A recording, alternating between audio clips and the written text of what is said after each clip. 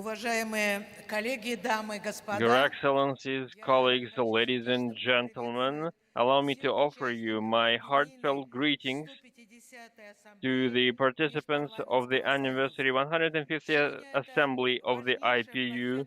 Today it is an instrumental international platform where the international parliamentary community can discuss openly the most challenging issues on our global agenda. First of all, I would like to thank our colleagues from Uzbekistan for their hospitable and welcome and wonderful arrangements for our work. The topic of our debate is as timely as ever. There is a lot of demand for equality and mutual respect of interests around the world. It is obvious that the unipolar world order, a world with only one sovereign power, and the claim by some countries for their cultural, ideological hegemony and hegemony in terms of values, all this will not bring us justice or development. We can say that most of the issues on the international agenda result from neo-colonial legacy that we have yet to overcome. There is an inequality of countries and natures. There is unipolar efforts to impose values on others. Some groups of countries want to ensure their well-being at the expense of the rest of the world. This led to the food crisis, endangered energy security, and led to restricted access to financial resources and to unequal representation in international structures. And of course, this paved the way for regional conflicts.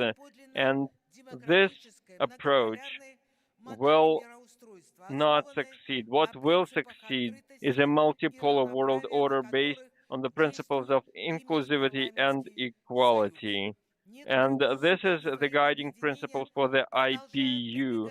There are certain associations of states that still use illegitimate unilateral sanctions. They want to rule by force.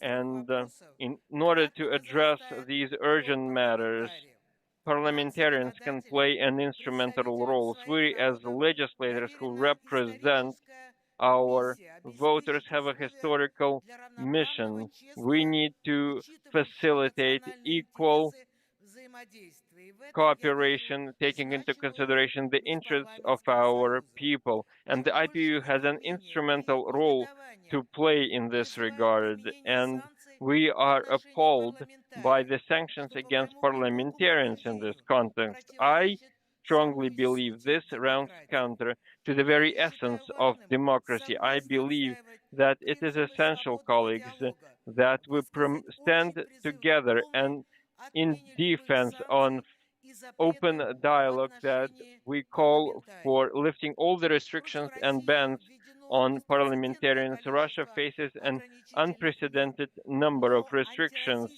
However, these repression against Russia failed. Our economy has effectively coped with this pressure, has rebuilt itself.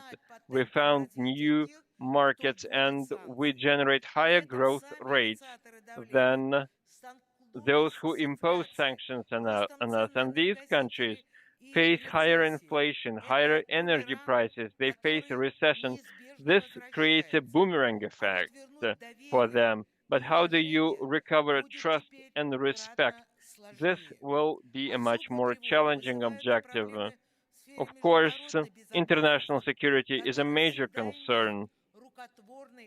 These issues are always made. There are those who initiate these policies, there are those who sponsor them, there are those who benefit from these situations, and the Ukrainian crisis is a case in point. Western countries had their own geopolitical agenda to inflict a strategic defeat on Russia. They have been spending hundreds of billions of dollars on weapons for the Kiev regime while refusing all the proposals to resolve the conflict by peaceful manners. the interests of the defense manufacturer had the upper hand. So these resources, the international community lost them. Europe was the arena of two world wars, and now a third world war can happen, and it will be Europe's fault. And sanctions and the disrupted supply chains have a negative effect on the global economy and worsen the situation with food supplies. Russia-US contacts on the Ukraine issue. In this context, Russia wants to ensure that Russian agricultural products and fertilizers can once again access the global market despite all the unprecedented and inhuman sanctions pressure. Russia remains a reliable partner. Of course, there is another major issue, the problem of terrorism, including transborder terrorism.